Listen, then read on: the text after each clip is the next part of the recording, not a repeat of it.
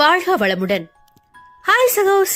இதயம் மீட்டும் மெல்லிசை போல உங்கள் மனதை மயக்கப் போகும் எழுத்தாளர் தீபா பாபு அவர்களின் கற்பனை சிதறல்களுக்குள் நம் பயணத்தை தொடங்கலாமா? அத்தியாயம் 19. முன்தினம் கணவன் தன்னிடம் இதே தண்டனையை கையாண்ட பொழுது வெகுவாக அழுது தீர்த்தவள் இன்று அவனுக்கு இசைவாக எவ்வித எதிர்ப்புமின்றி அமைதியாக ஒத்துழைத்தாள். மனைவியின் செயலில் வியந்த மன்மன் மெதுவாக விலகி அவள் முகம் பார்க்க விழிகளை இருக்க மூடி இருந்தவனிடம் இருந்து வெளியேறும் சுவாச காற்று சிறு புயலுக்கு ஒத்ததாக அவள் நெஞ்சம் லேசாக ஏறி இறங்க சீரலாக வந்து கொண்டிருந்தது. நிர்மலமான நிலவிற்கு ஈடான அமைதியை சுமந்திருந்த மதியின் முகத்தில் இவன் முத்தத்திற்கு எதிரொலியாக எந்தவித வெறுப்போ அருவருப்போ இல்லாததை கண்டவனின் மனதில் அவளோடு உறவு கொள்ள சொல்லி வாலிபத்தின் உணர்வுகள் எல்லாம் எழுந்து பேயாட்டம் போட்டாலும் தற்பொழுது உருவாகியுள்ள சுமூகமான சூழ்நிலையை தன் அதீத எதிர்பார்ப்பால் கெடுத்துக் கொள்ளக் கூடாது என்ற அறிவு அறிவுறுத்த மெல்ல பெருமூச்செறிந்து எழுந்து அமர்ந்தவள் கண்களை மூடி தலைமுடியை அழுந்த கோதி தன்னை நிலைப்படுத்தினாள். தன் முதட்டிலிருந்து அவன் இதழை பிரித்து விட்டவனின் மூச்சு காற்று இன்னமும் அவள் முகத்தோடு ஒட்டி உறவாடுவதை உணர்ந்த நெறிமதி அவனுடைய முகம் காண தயக்கம் கொண்டு விழிகளை திறவாமலே அசையாது படுத்திருந்தவள் சில நிமிடங்களில் தன்னை உரசும் அவன் தேகம் விலகியதால் மெதுவாக இமைகளை பிரித்து பார்த்தாள். தனக்கு முதுகு காட்டி அமர்ந்திருப்பவனின் முகத்தையும் மனதையும் படிக்க இயலாது யோசனையில் நெற்றையை சுருக்கியவளுக்கு முதலில் தன்னை குறித்தே தெளிவானது ஒரு முடிவுக்கு வர இயலவில்லை. மனோ இவள் கழுத்தில் முதலில் தாலி கட்டும் வரையிலும் சரி, அதன் பிறகான நாட்களின் பொழுதும் சரி, மதி அவனை முழுதாக வெறுத்தால்தான். அவன் மீது சிறிதளவும் காதலோ அல்லது கணவன் என்கிற சலனமோ இவளுக்கு துளியும் ஏற்படவில்லை. அவன் கட்டினான், நான் கழற்றி போட்டுவிட்டேன், அவ்வளவுதான். அந்த கயிறுக்கான மரியாதை என்று இவள் அலட்சியமாக இருந்தது எல்லாம் ஹரீஷின் திருமணம் வரை மட்டும்தான். பட்டுப்புடவை கட்டி வெளிவந்தவளை பார்த்து உன் பெண் திருமணத்திற்கு தயாராகி விட்டாள் என சாந்தா ஜோதியிடம் கேள்வி பேசியதும் அனைத்தும் தலைகளாக மாறியது. மதி 6 மாதங்களாக சிறிதும் சட்டை செய்யாமல் அலட்சியப்படுத்திய உறவு அதன்பின் அவள் இருதயத்தில் பாரமாக ஏறி அமர்ந்து கொண்டது. இவளுக்கு வேறொருவனுடன் திருமணம் பேசி விடுவார்களோ என்கிற பதற்றம் தோன்றும் நேரம் மனு அன்று கட்டிய தாலியை இவளால் சாதாரணமாக எடுத்துக் கொள்ள முடியவில்லை. எனக்கு பிடிக்கிறதோ இல்லையோ, அவன் என்னுடைய கணவன்தானே என உள்ளம் கேள்வி எழுப்பவும் திடுக்கிட்டவள் அவனை நேரில் கண்டதும் இன்னமும் தடுமாற ஆரம்பித்தாள். சூழ்நிலைகளின் உச்சகட்டமாக பேரன் பேத்தியின் பிரச்சனை தெரியாத நவநீதம் மன்மந்தின் எதிரிலேயே இவளை வேறொரு அந்நிய ஆடவனுக்கு முன்னால் திருமணம் பேச அமர வைக்கவும் இவளுக்கே பெரிய அதிர்ச்சி என்றாள்.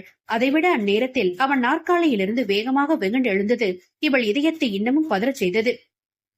அடுத்தவன் முன்னால் இவள் அப்படி பெயருக்கு சாதாரணமாக அமர்ந்திருப்பதையே அவனால் சற்றும் பொறுத்துக் கொள்ள முடியவில்லை என்பதை கட்டுக்கடங்காத சினத்தில் சீறி சிவந்திருந்த அவனது இறுகிய முகமை இவளுக்கு தெளிவாக காட்டிக் கொடுக்க இவளும் அடுத்து செய்வதறியாத குழப்பத்தில் ஆழ்ந்தாள். இருவருக்கும் இடையே நடைபெற்ற இந்த உள்நாட்டு போரை வீட்டினர் அனைவரின் முன்னிலும் அலமேலு வெளிச்சம் போட்டு காட்டவும் அவனை திருமணம் செய்து கொள்வதை தவிர இவளுக்கும் வேறு வழி தெரியவில்லை. உடனே சம்மதித்து விட்டாள். விதி வழி தன் வாழ்க்கையை அமைத்துக் கொள்ள ஒத்துக் கொண்டவளுக்கு அவன் மீது உள்ள கோபம் மட்டும் சிறிதும் குறையவில்லை என்று சொல்வதை விட அதனை குறைப்பதற்கான வழியில் மன்மந்த் ஈடுபடவில்லை என்பதுதான் நாயகியின் கருத்தாக அடுத்த கட்ட கோபமாக நாயகன் மீது அவளுக்கு திரும்பியது. அவனை ஏற்றுக்கொள்வதா வேண்டாமா என்று இவள் பலமான குழப்பத்தில் இருக்கும் பொழுது தான் தெளிவான முடிவெடுத்து விட்டதாக அனைவரின் முன்னிலும் இவளை மணக்க சம்மதித்தவன் அடுத்து இவளுக்கு தங்களது வாழ்க்கை குறித்து ஒரு தெளிவான விளக்கம் கொடுத்திருக்க வேண்டும் அல்லவா? அதை விடுத்து அவன் விருப்பம் போல் அவனுக்கு சாதகமாக எல்லாம் நடக்கவும் இவளுக்கு நாம் எதையும் விலக்கி கூற வேண்டிய அவசியம் இல்லை என்பதை போல் இவளை எந்த விதத்திலும் தொடர்பு கொண்டு சமாதானமாக பேச முயற்சி செய்யாது அவன் அலட்சியமாக நடந்து கொண்டது இவளை கண்டிப்பாக அவமானப்படுத்தவேதான் என்று இவளாக தனக்குள் ஒரு முடிவெடுத்துக் கொண்டாள். அந்த கோபத்தின் வெளிப்பாடே முதலிரவு அன்று அவனை எப்படி எப்படி வெறுப்பேற்ற வேண்டும் என்றெல்லாம் இவளை வெறிகொண்டு சில திட்டங்களை போட வைக்கும் அளவிற்கு தூண்டிவிட்டது. உள்ளத்தில் உள்ள அத்தனை துவேஷத்தோடு அவனை திருமணம் செய்து கொண்டவள் அன்றைய இரவில் அவனை தோற்கடிப்பதற்கு பதிலாக இவள் தோற்று நின்றதிலேயே பெரிதும் துவண்டு போனாள். அடுத்து அவன் அதிரடியாக கொடுத்த இதழ் முத்தம் வேறு இவளை மொத்தமாக உடைந்து போகச் செய்தது. அதனுடைய தாக்கம் மறுநாள் விடியலிலும் மிச்சம் இருக்க விரக்தியுடன் எழுந்தவளுக்கு காலை முதல் மாலை வரை கணவன் தன்னிடம் காட்டிய இணக்கம் மனதை ஒருபுறம் குழப்பமுற செய்யும் பொழுதே இன்னொரு புறம் இதமாகவும் உணரச் செய்தது. அதன் எதிரொலியாகத்தான் அவன் தன்னை குற்றம் சாட்டி பேசி தண்டனை வழங்கிய பொழுது இவள் அதை அமைதியாக ஏற்றுக்கொண்டது. மன்மன் கட்டிலை விட்டு கீழ் இறங்கவும் இவள் திரும்பி அவன் முகம் பார்க்க சின்ன தயக்கத்தின் பின்னே, நான் மாடியில கொஞ்ச நேரம் நடந்துட்டு வரேன், நீ தூங்கு என்று வேகமாக கதவை திறந்து வெளியேறிவிட்டான். புருவம் சுடித்திருக்க அப்படியே படுத்திருந்தவள் பின் மெல்ல எழுந்தமர்ந்தாள். வெளிகளை சுழற்றி சுவர் கடிகாரத்தை பார்க்க நேரம் 11 நெருங்கிக் கொண்டிருந்தது. இந்த இரவு நேரத்தில் எதற்காக நடக்கப் போயிருக்கிறான்? இத்தனை தூரம் பயணம் செய்து வந்தது அவனுக்கு அலுப்பாக இல்லையா? என்று புலம்பியவளுக்கு தன்னை விட்டும் தூக்கம் வெகு தூரம் ஓடிச் சென்றது போல் ஒரு பிரம்மை தோன்றியது. முழங்கால்களை கட்டிக்கொண்டு அதன் மீது தலையை சாய்த்துக் கொண்டவள் தங்களின் திருமணத்தால் இரு குடும்பங்களிலும் அதன் அங்கத்தினர்களிடமும் ஏற்பட்டுள்ள மாறுதல்கள் குறித்து தனக்குள் அலச ஆரம்பித்தாள். விஷயம் அறிந்து முதலில் பெற்றோர் கவலைப்பட்டாலும் பிறகு நிறைவாக இவளுக்காக ஒவ்வொன்றும் பார்த்து பார்த்து செய்தார்கள். ஆரம்பம் முதலே அலமேலுவை தவிர குடும்பத்தினர் அனைவரும் இவர்களது திருமணத்தை ஆவலுடன் எதிர்பார்த்து மகிழ்ச்சியுடன் நடத்தி வைத்தார்கள். அதிலும் மன்மன் தான் தனது பிரச்சனை என்று முகேஷிடம் இவள் பதற்றத்துடன் கூறிய தினமன்று, அட நம் மாமா தானே, அப்பொழுதொன்றும் பெரிதாக பிரச்சனை இருக்காது என்று மனு மீது அவன் அவ்வளவு சுலபமாக நம்பிக்கை வைத்ததும் என எல்லாமே ஒவ்வொன்றாக அவள் நினைவில் அணிவகுத்தது. தன் மீது பாசம் வைத்த அத்தனை உறவுகளுமே நான் இவனுடன் வாழ்க்கையில் இணைந்தால் நன்றாக இருப்பேன் என்று எப்படி அவ்வளவு உறுதியாக நம்பினார்கள்? அப்படியென்றால் முகேஷ் அண்ணாவும் யோகி அண்ணியும் சொல்வது போல் இவர் உண்மையில் நல்லவர் தானா? நான் தான் இன்னமும் சிறுவயது பிரச்சனையை இழுத்து பிடித்துக் கொண்டு வேம்பாக சுற்றுகிறேனா என்கிற தடுமாற்றம் முதலாக அவளிடம் ஏற்பட்டது. திருமணமான இந்த 2 நாட்களாக அவனை பார்த்து கொண்டுதானே இருக்கிறாள். அவன் முகத்தில் இவளை திருமணம் செய்து கொண்டோமே என்கிற சிறு முக சுளிப்பு இல்லையே. மலர்ந்த முகத்துடன் தானே வலம் வருகிறான். அதேபோல் இன்னும் ஒரு படி மேலே சென்று இவளிடம் ஒரு சராசரி கணவனாக உரிமை எடுத்துக்கொண்டு நெருங்கி வரவும் செய்கிறானே என்ற எண்ணம் தோன்றும் பொழுதே, என் அண்ணா பாவுண்டி, இப்படிலாம் செய்யாத என யோகிதா முன்தினம் புலம்பியது வேறு தோன்றி நெஞ்சத்தில் குறுகுறுத்தது. அதன் தொடர்ச்சியாய் சிந்தனையை விரட்டியவளுக்கு நேற்றும் இன்றும் தன்னை முத்தமிட அவன் பயன்படுத்திக் கொண்ட நிமிடங்களும் இப்பொழுது அவன் வெளியேறியதற்கான காரணமும் லேசாக பொறிப்பட குப்பென்று தேகம் சூடேறி இதயம் படபடுத்தது. எப்படி எப்படி இவ்வளவு சீக்கிரமாக அவனால் என்னை அப்படி உரிமையாக எண்ண முடிந்தது? ஒருவருக்கு ஒருவர் தன்மானத்தை சீண்டிக் கொண்டதால் ஏற்பட்ட பெண் விளைவுகளால் நடந்த கட்டாய திருமணம் தானே இது?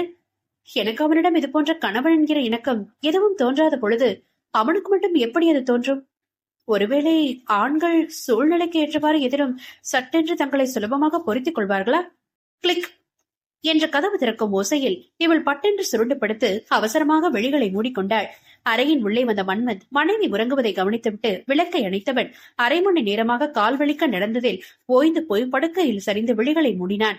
கணவன் உறங்கும் வரை அசையாத படுத்திருந்தவள் அவனிடமிருந்து சீரான மூச்சுக்காற்று வெளியேறவும் மெல்ல நேராக திரும்பி படுத்து அடுத்துதான் இவனிடம் எப்படி நடந்து கொள்ள வேண்டும் என எதையும் சரியாக முடிவெடுக்க முடியாமல் இருளை வெறித்தபடி யோசித்திருந்தாள். காலையில் கண் விழிக்கும் பொழுது மனு அருகில் இல்லை எனவும் வேகமாக எழுந்து அமர்ந்தவளுக்கு மனம் திக்கென்று இருந்தது. ஷூ, மணி 7. முதல் நாள் அதுவுமா அந்த பாட்டிக்கிட்ட என்ன திட்டு வாங்க வைக்கிறதுக்காகவே இவன் சீக்கிரமா எழுந்து கீழே போயிட்டான் போல. அந்த அதிகார வர்க்கம் வேறு என்னை காலையிலேயே நடுக்கூடத்தில் நிற்க வைத்து கண்டபடி அதட்ட போகுதே என சலிப்புடன் தலையை தாங்கினாள் நிறைமதி. குட் மார்னிங் என்ற குரலில் விழுக்கென்று நிமிர்ந்தவள் பழையர் என்று முகம் மலர்ந்தாள். குளித்து முடித்து இடையில் பெரிய பூந்துவாளையை சுற்றி கொண்டு அப்பொழுதுதான் குளியல் அறையிலிருந்து வெளியே வந்தான் மன்மன். ஓ, நீங்க இங்கேதான் இருக்கீங்களா என்றாள் பெண் ஆவலுடன். மனுவிற்கு ஒன்றும் புரியவில்லை. மதி தூங்கிக் கொண்டுதானே இருக்கிறாள் என்று மேலே அணியும் உள்பணியினை கூட கையில் எடுத்துக் கொள்ளாமல் அவள் எழுவதற்குள் வந்து உடையை மாற்றிக்கொள்ளலாம் என இவன் குளிக்கச் சென்றிருந்தான். வெளியே வந்தவள் தன்னியல்பாக அவளிடம் காலை வணக்கம் தெரிவித்த பின்னர்தான் இவன் வெற்று மார்புடன் இருப்பதை உணர்ந்து அவள் எதுவும் சங்கடப்பட போகின்றாள் என தடுமாறும் நேரம் மனைவி பள்ளீர் என்று முறுவலிக்கவும் கணவன் விழித்தான். என கட்டிலை விட்டு இறங்கியவள் அவனிடம் வந்து, இல்ல எழுந்தோண்டே திரும்பி பார்த்து உங்களை காணுங்கவும் நான் அப்படியே கொஞ்சம் பயந்து போயிட்டேன் என்றாள் நெஞ்சில் கை வைத்து. ஏன் என்று புருவம் சுருக்கினான். ஏனா, நீங்க கிளம்பி கீழே போயிட்டீங்கன்னா அவ்வளவுதான் போச்சு. இன்னைக்கு அந்த பாட்டிக்கிட்ட நல்லா மாட்டிக்குவேன். பெரிய மண்டபப்படி காத்திருக்குன்னு அப்செட் ஆகுறேனோ நீங்க வந்து விஷ் பண்ணீங்க என்றாள் மலர்ச்சியுடன். அவளின் மலர்ந்த முகத்தை அவன் ஆசையாக இமைக்காமல் பார்க்கவும் சூழ்நிலையை உணர்ந்தவள் அப்பொழுதுதான் அவன் அரைகுறையாக நிற்பதையும் சரியாக கவனித்தாள். ஏதோ ஒரு உற்சாகத்தில் ஓரடி இடைவெளியில் அவனை நெருங்கி நின்று பேசிவிட்டவளுக்கு தற்பொழுது அவன் நிற்கும் கோலமும் அவன் மீதிருந்து எழும் சோப்பின் நறுமணமும் இதயத்தை படபடக்க செய்ய மெல்ல தடுமாறியவள் அவனை விட்டு வேகமாக விலகும் நேரம் மனு மயக்கத்துடன் அவள் கையை பற்றி இன்னும் அருகில் இழுத்தான். முன்னிரவில் அவனுடைய மனதை ஓரளவு கண்டு கொண்டவளுக்கு உடலில் இரத்த ஓட்டம் தாறுமாறாக பாய ஆரம்பித்தது.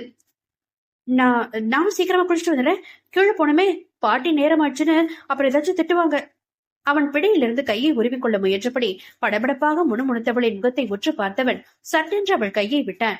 அதில் நிம்மதி அடைந்தவள் சரையில் என்று குளியல் அறைக்குள் பாய முயல, ஏ குளிச்சுட்டு வரும்போது என்ன மாதிரி வெறும் டவல் கட்டிக்கிட்டு வரலான்னு ஏதோ அபிப்பிராயமாமா? கையில ட்ரெஸ் எதுவும் எடுத்துக்காம ஓடுற என்றான் மனு கிண்டலாக. என்ன, பெரும் டவலை சுற்றி கொண்டு வருவதா? என அவன் சொல்லை கேட்டு ஒரு கணம் திகைத்தவள் பின் அவனை முறைக்க முயன்று தோற்றவளாக முகம் சிவக்க வேகமாக தன் பெட்டியிடம் சென்றாள். மனுவிற்கு நடப்பதை எதுவுமே நம்ப முடியவில்லை. ஒரே இரவில் தன் மனைவி இந்த அளவிற்கு மனம் மாறிவிட்டாளா என பிரமித்தான். அதுவும் தன்னிடம் இயல்பாக நெருங்கி நின்று சிரித்து பேசுவதும் நேருக்கு நேர் முகம் பார்க்க முடியாமல் தடுமாறுவதும் இவன் கேலிக்கு வெட்கம் கொள்வதும் என ஒவ்வொன்றும் இவனுடைய மனதில் சிலீரென்று காதல் மின்சாரத்தை பாய்ச்ச இவன் தேகம் சிலிர்த்தது. கணவன் ஆவலுடன் மனைவியிடம் வெளிகளை திருப்ப அதற்குள் மதி குளியலறைக்குள் நுழைந்திருந்தாள். லேசாக பெருமூச்செறிந்தவன், என்ன நடந்திருக்கும், எதனால் அது திடீர் மாற்றம் என தனக்குள் ஆலோசித்தபடி உடை மாற்றிவிட்டு அவளிடம் எதையும் முழுவதுமாக தெளிவுபடுத்தும் முன்னே தான் அவசரப்பட்டு விடக்கூடாது என்று முடிவெடுத்தான். மதி தன்னுடைய ஆலோசனையின் முடிவில் கணவன் தன்னிடம் எவ்வாறு நடந்து கொள்கிறானோ தான் அதற்கேற்றவாறு எதிரொலிக்க வேண்டும் என்று முடிவெடுத்திருப்பது அவனுக்கெங்கே தெரிய போகிறது. குளித்து முடித்து உடலில் புடவையை போர்த்தியபடி வெளியே வந்தவள் அவனிடம் தயக்கத்துடன், நான் புடவை கட்டணும் என்றாள் மெல்லிய குரலில். சரி என்று இழுத்தவன், அதுக்கு நான் ஏதோ உதவி பண்ணுமா என்றான் குறும்பாக. அவனை இப்பொழுது நன்றாகவே முறைத்தவள், ஒண்ணு தேவையில்ல, நீங்க கொஞ்சம் திரும்பி உட்கார்ந்தா போதும் என்று உதட்டை சுழித்தாள். சின்ன சிரிப்புடன், சீக்கிரம் கட்டு என்றபடி தன் மடிக்கணினியை எடுத்துக்கொண்டு அவன் சென்று கட்டிலில் அமர அதுவரை அடைத்திருந்த மூச்சை ஆசுவாசமாக வெளியே விட்டவள் மடமடவென்று உடலில் புடவையை சுற்ற ஆரம்பித்தாள். தலையில் கட்டியிருந்த துண்டை உதறி ஈரக்கூந்தலை லேசாக வாரி கிளிப் போட்டு தான் அலங்காரம் செய்து முடிக்கும் வரையிலும் கூட அவன் லேப்டாப்பில் இருந்து பார்வையை உயர்த்தாமல் இருப்பதை பார்த்து இவளுக்கு சிரிப்பு மலர அவனை கிண்டல் செய்ய உள்ளம் ஆர்வமாக விளைந்தது. ஆனால் ரொம்ப உரிமை எடுப்பதாக தோன்றிவிடுமோ வேண்டாம் என தன்னை கட்டுப்படுத்திக் கொண்டவள், போலாமா என்று அவன் அருகே சென்றாள். என நிமிர்ந்தவன் அவளை மேலிருந்து கீழ் வரை திருப்தியாய் ஒரு பார்வை பார்த்து தன் இயல்பாக நைஸ் என்று விட்டு லேப்டாப்பை ஷட் செய்ய இவளுக்குள் குறுகுறுப்பு தோன்றியது. எது, புடவையா என்றாள் மதி நக்கலாக. பதிலேதும் அளிக்காமல் அவன் நிதானமாக மடிக்கணினியை கட்டிலின் மீது வைத்துவிட்டு எழவும் இவளுக்குள் பதற்றம் பேடிக்க, நான் கீழே அத்திட்டு போறேன் என ஓட முயன்றவளின் கரம் பற்றி வேகமாக இழுத்து தன் மீது மோதச் செய்தவன் அதே வேகத்தில் அவள் கழுத்தோரம் குனிய இவளுக்குள் இதயம் ட்ரம் சுவாசிக்க ஆரம்பித்தது. பதில கேட்காம போற என்றவனின் மூச்சுக்காற்று சீரலாக வெளிவந்து தன் செவியில் மோதவும் பிழைகளை இறுக மூடிக்கொண்டவள், எனக்கு பதில் வேணாம் என படபடத்தாள். ஆனா நான் சொல்வேன் என்றவனின் குரலில் உல்லாசம் வழிந்தது. தென்னறிவளாக, சரி சீக்கிரம் சொல்லுங்க என்றாள் அவன் பிடியில் நெளிந்து கொண்டு. என்றவனின் முகம் இன்னமும் மீசை உரச அவள் காதருகில் நெருங்க உணர்வுகளின் கொந்தளிப்பில் கீழதட்டை அழுந்த கடிப்பவளை பார்த்து இவன் தேகத்தில் தீப்பற்ற இதை இப்படியே தொடர்ந்தால் ஆபத்து என்பதை சடுதியில் உணர்ந்தவன் அவளுக்கு சட்டென்று பதில் அளித்தான். புடவையை கட்டியிருக்கவளும் என்று அவளிடம் கிசுகிசுத்தவன் தன் மனதின் ஏக்கங்கள் முழுவதையும் உதட்டிற்கு கொண்டு வந்து அவள் கன்னத்தில் அழுத்தமான முத்தம் ஒன்றை பதித்து தாபத்தை தீர்த்து கொண்டான். வெட்கத்தில் சிரித்து வேகமாக அவனை தள்ளிவிட்டு கதவு வரை ஓடியவள் பின்பு சற்று நிதானித்து பெரிய பெரிய மூச்சுக்களை வெளியேற்றிவிட்டு கதவை திறந்து அமைதியாக வெளியேறினாள். மனைவியின் இணக்கத்தில் இவன் இளமை கொதித்து கிளம்ப அப்படியே சிறிது நேரம் கட்டிலில் அமர்ந்து விட்டவன் கண்களை மூடி மெல்ல தன் உணர்வுகளை சமன்படுத்திவிட்டே எழுந்து கீழே சென்றான். நளினியின் கண்ணசைவில் பூஜை அறை சென்று கடவுளை வணங்கிவிட்டு அதன் பின்னரே சமையலறை சென்று கணவனுக்கும் தனக்குமாக காஃபியை கலந்து எடுத்துக்கொண்டு அவள் முன்னரைக்கு வரவும் மனு அங்கே வரவும் சரியாக இருந்தது. தன்னிடம் வந்து அக்மார் மனைவியாக காஃபி கோப்பையை நீட்டுபவளை ஆர்வமாக பார்த்தவன் பம்பிற்கென்றே அவளின் விரல்களோடு தன்னுடைய விரல்களை நன்றாக உரசியபடி எடுக்க தன் முகம் சிவப்பதை தடுக்க போராடிய மதி அவனை வேண்டுமென்றே முறைத்து வைத்தாள். அதை கண்டும் காணாமல் பெரியவர்கள் திருப்தியுடன் பார்த்திருந்தனர் என்றால் சிறியவர்களின் விழிகளோ வெளியே தெரித்துவிடும் அளவிற்கு அகன்று பிரிந்தது. கணவன் மனைவிக்கே உரிய இயல்பாக எந்த ஒரு விஷயத்தையும் தன் கணவனிடம் வெளிப்படையாக பகிர்ந்து கொள்ளும் யோகிதா அந்நியாக வந்திருப்பவள் தன் அண்ணனை வெறுப்பேற்ற என்று எப்படியெல்லாம் திட்டமிட்டு முதலிரவிற்கு தன்னை அலங்கரித்துக் கொண்டாள் என அன்றைய இரவில் கார்த்திக்கிடம் நள்ளிரவு வரை புலம்பி தீர்த்திருந்தாள். அதன் எதிரொலியாகத்தான் இப்பொழுது வெளிப்படும் மன்மன் நிறைமதியின் பார்வைகளும் சீண்டல்களும் இருவருக்குமே பெரும் ஆச்சரியத்தை கொடுத்தது. காஃபி குடிச்சிட்டியா? நீ எழுந்து தயாரை வரதுக்குள்ள உன் மாமியார் காலையில சமையலே முடிச்சுவா போல என மதிக்கு ஒரு கொட்டு வைத்துவிட்டு, சரி சரி உன் பங்குக்கு போய் ஏதாவது ஸ்வீட் செய் என்று அவளை சமையல் அறைக்கு துரத்தினார் அலமேலு. ஸ்வீட்டா? என்ன ஸ்வீட் செய்யட்டும் என்று அவள் பதிலுக்கு நிதானமாக கேள்வி எழுப்ப முறைப்பாக பார்த்தவர், உனக்கு எது நல்லா வருமோ அதை செய்யே, நான் ஏதாவது சொல்ல போக அதை நீ செய்ய தெரியாம செஞ்சு வச்சு எல்லாருடைய வயிற்றையும் கெடுத்துடாத என்றார் அலட்சியமாக. கிழவி என பல்லை கடிப்பவளை சரியாக உணர்ந்த கணவனுக்கு சிரிப்பு பொங்கியது. எனக்கு கேசரி நல்லா வரும், நான் அதை பண்றேன் என நளினியை பார்வையிட்டுக் கொண்டே அவள் எழ மருமகளை தொடர்ந்து மாமியார் வேகமாக எழுந்தார். ஆனால் அவரின் மாமியாரோ அதை சாமர்த்தியமாக தடுத்து, நீ எங்க போற, உட்காரு. உன் மருமகளுக்கு வாய் மட்டும்தான் ஒழுங்கா வருமா, இல்ல சமையலும் ஓரளவு வருமானு நான் தெரிஞ்சுக்க வேணாம் என்றார் அதிகாரமாக. தான் மட்டும் தனியாக சென்று செய்ய வேண்டுமா என்று ஒரு கணம் தடுமாறிய நெறிமதி அலமேலுவன் கழுகு பார்வை தன்னை கூர்ந்து நோக்கவும் அவசரமாக முகத்தை சீர்படுத்திக் கொண்டவள் உள்ளுக்குள் இருக்கும் கலக்கத்தை மறித்து அவரை அமர்த்தலாக பார்த்துவிட்டு சமையலறை சென்றாள். மனைவியை பாட்டி சமைக்க சொன்னதிலிருந்து அவள் முகத்திலேயே விழிகளை நிலைக்க விட்டிருந்த மன்வன் கனப்பொழுதில் அவளிடம் தோன்றி மறைந்த கலக்கத்தை கண்டு யோசனையில் ஆழ்ந்தான். நட்புகள் எல்லாரும் நம்ம சேனலை மறக்காம சப்ஸ்கிரைப் பண்ணுங்க, கதையை கேளுங்க, லைக் பண்ணுங்க, கமெண்ட் பண்ணுங்க, பிடிச்சவங்க ஷேர் பண்ணுங்க. நன்றி.